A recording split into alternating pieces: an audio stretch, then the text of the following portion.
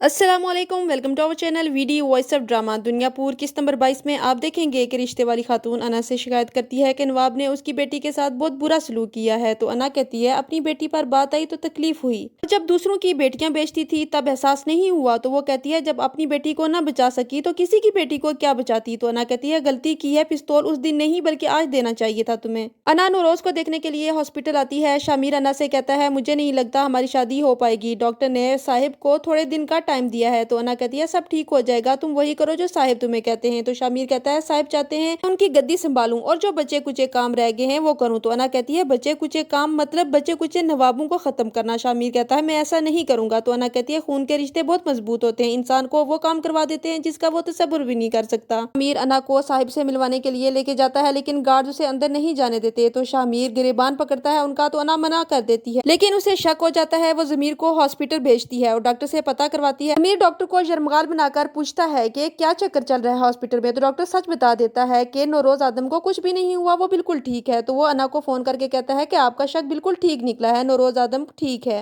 नौरोज खैरू के साथ आईजी के घर जाता है और कहता है तुम्हारा घर और सामान देखकर लगता नहीं कि एक आम पुलिस ऑफिसर इतना महंगा घर अफोर्ड कर सकता है, और तुम बहुत बड़े राशि हो, इसलिए ईमानदार होने का ढोंग मेरे साथ मत रचाओ। जैसा मैं कहता हूँ वैसा करते जाओ, अगर अपने बच्चों की खैरियत चाहते हो तो।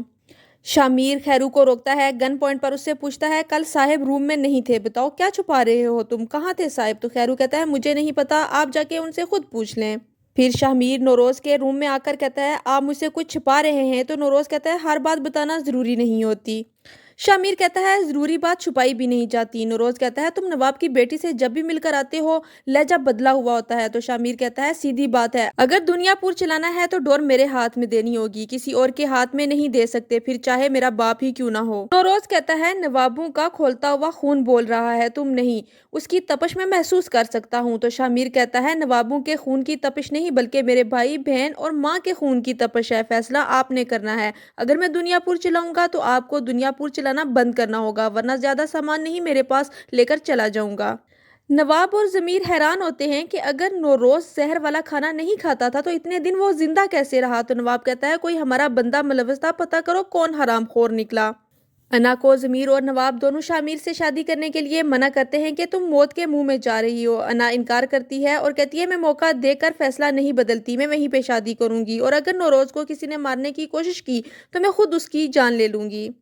मीर हसन किसी जगह पर छापा मारता है, आगे देखता है कि नौरोज के आदमी बैठे होते हैं और उस पर हथियार तान लेते हैं। वो कहता है तुम लोग यहाँ। तो वो जवाब देते हैं सवाल ये होना चाहिए कि तुम इस वक्त यहाँ से बचकर जाओगे या नहीं। वो उसको घसीट कर ले जाते हैं वहां से। नौरोज की माँ से बुलाती है, पूछती है क्या अब भी नवाब अपनी बेटी की शादी करवाना चाहता है शामिर से। तो नौरोज कहता है अभी तक बात तो नहीं की उसने। तो वो कहती है क्या वो जानता है तुम्हें कुछ नहीं हुआ था। तो नौरोज कहता है पता तो चल ही गया होगा उसे।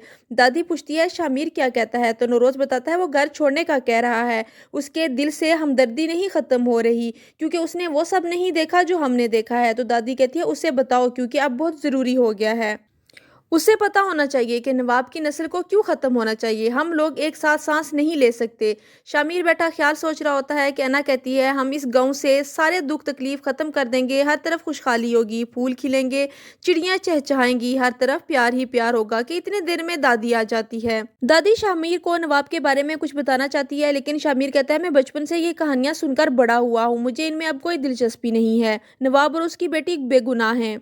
दादी कहती है तुम्हें जो कुछ पता है वो आधा सच है। फिर वो उसे बताती है कि नवाब ने बार बार उसके साथ ज्यादती की, बुरा सलूक किया, लेकिन कोई उसे बचाने वाला नहीं था क्योंकि वो नौकर की बीवी थी और नौकर की माँ थी।